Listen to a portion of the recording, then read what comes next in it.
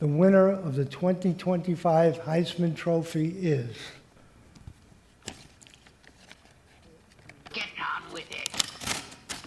Fernando Mendoza. The realization continues for Justin Wilcox that he had all the power and skills in the world in the palm of his hand and proceeded to fumble it away harder than anything I've seen from Auburn in the last 2 years. This was the obvious choice. It was Mendoza versus the world. I would add Diego Pavia to the mix, but he was too busy fighting his own hubris. Most hero versus villain battles have an expected result.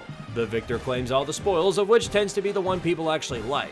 Henceforth, when you leave it to a popularity contest leading towards the most impactful player on the field, it was well known what the end result was going to be. Pavia led Vandy to an incredible finish, the best in program history.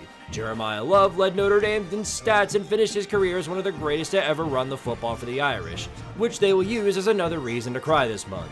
However, Fernando Mendoza spearheaded what has the potential to go down in history as the greatest turnaround ever before seen for a football program. Not only was he a legend for Indiana football, but he was a man of the people.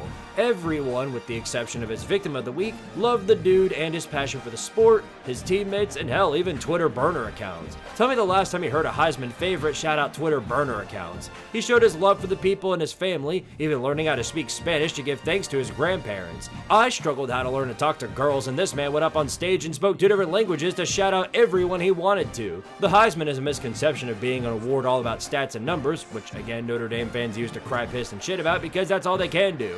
First of all, who the fuck asked? Secondly, stats are mundane compared to impact when it comes to trophies. If that's what mattered more than anything, guys like Sawyer Robinson would be finalists. But it's the impact and the riches he won for Indiana that put him where he stands. He set a program record for passing touchdowns. He took Indiana past the top-ranked team of the land and defending champs of the previous season to win the Big Ten for the first time since the year Cam Rising started college, otherwise known as when World War II was concluded.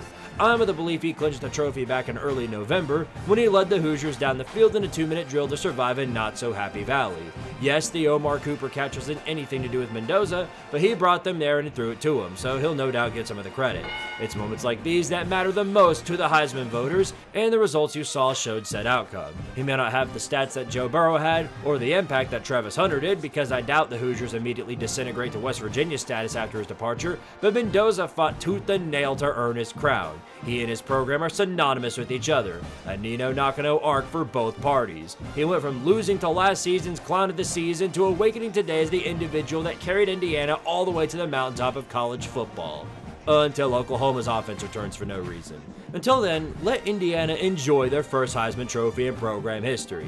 And I guess let Cal pretend they did something too. Congratulations! Mendoza! But it should have been Joey Aguilar. So I graduate from college, and the first thing I hear whilst I'm in the middle of unpacking everything is that I look like Fernando Mendoza. I don't believe you for a second. Hold on. You know what? No, you know what? No, I don't believe you.